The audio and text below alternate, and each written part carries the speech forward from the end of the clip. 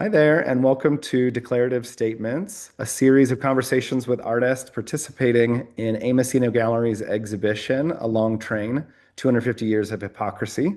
Joining me is Lisa Kellner. Lisa, thanks so much for being with me. Thank you. In view of a declaration sort of being seen as an expression of feeling or commitment, it has a certain boldness to it. Um, it doesn't just describe reality, it sort of creates one. So I'm wondering, what, if anything, does your work declare? Achievement and success and institutions and government and the American dream have consequences, and they're not always good consequences. I think being honest about that and the reality of that is something I'm interested in portraying with these objects, the flag in particular. The flag you depict isn't just any American flag, it's a very particular one. Yes, the flag is that I'm using for these paintings is my father's flag from about 1969. He worked for a large corporation and for the government and did a lot of traveling. And he went on tours to the North Pole and Antarctica, and this flag came with him home from one of those trips. And it's one of two objects that I have. He's passed away, and this is one of two things I have that were his. The flag itself is pretty tattered and faded, and every couple of years I dig it out and photograph it and draw it and paint it. And, with the new elections, I dug it out again and made these paintings. And I also used shaped panels instead of a perfectly square panel. They're beveled and shaped, and just playing with the idea of surface layers and superficial, and that element of painting. You're always looking at a finished surface, but what's underneath that surface is something I love about painting, especially with oils. There's layers and layers of oil paint on this on this painting, these two paintings, and just kind of using this object that has a history in my family and with this person, but also in our culture. And as an American, I'm first generation on my mother's side and second generation on my father's side, so there was a real impetus to following that American dream in my Mhm. family. And there were costs to that dream in our family. And this was my way of kind of sharing that story through these paintings. Yeah, and as you mentioned, they're very recent paintings. This one from 2024, and you alluded to, the presidential election in 2024 had an impact, of course, as you said, on the creation of these paintings. Since the election, there has been an executive order to sort of criminalize or intending to move toward the criminalization of flag desecration.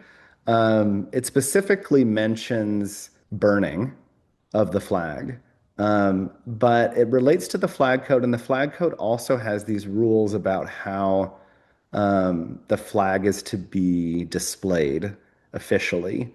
And the Supreme Court has held up, freedom of speech concerns related to using the flag in ways that sort of violate the flag code. But this painting depicts it on a surface in a way that is not supposed to be.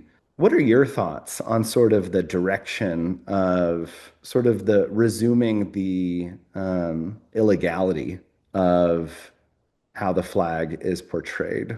Ah, I, how do I feel about that? I feel like I want to get our country back on track and I want us to unify as people and stop focusing on non-essential, ridiculous things and really get back to community and conversation. And it's interesting, this particular flag that I use, and I kind of I muss it up in order to paint it.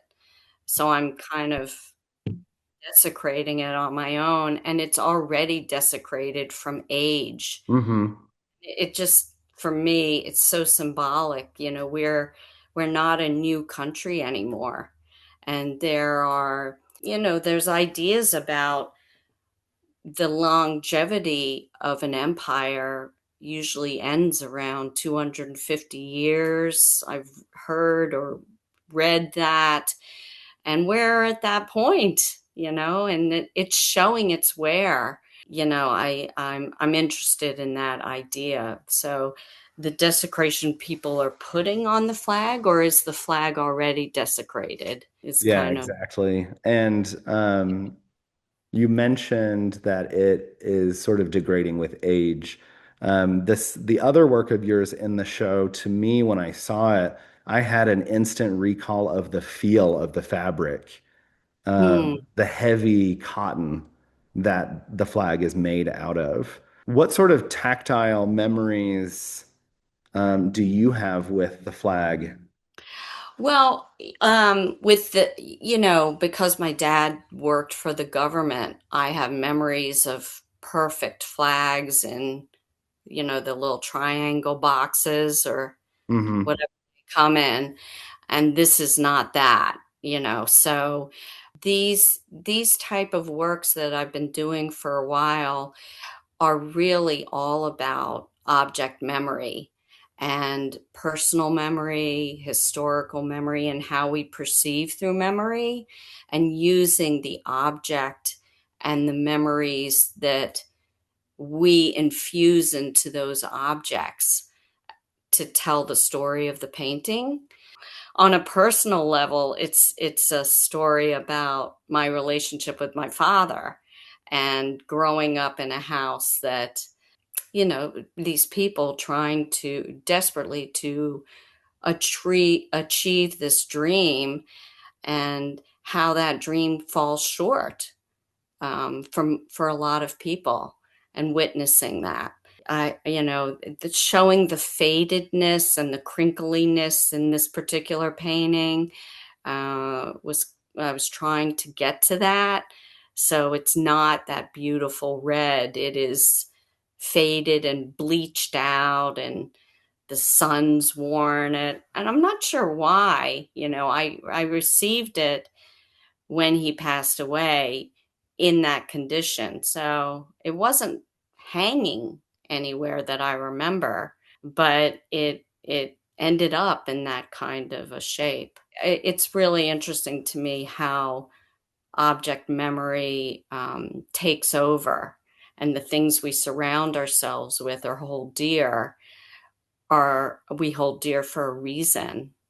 Um, Well, thank you so much, Lisa, for taking the time to speak with me. I want to remind everyone that A Long Train, 250 Years of Hypocrisy, is on artsy.net through April 4th. Thanks. Thank you so much.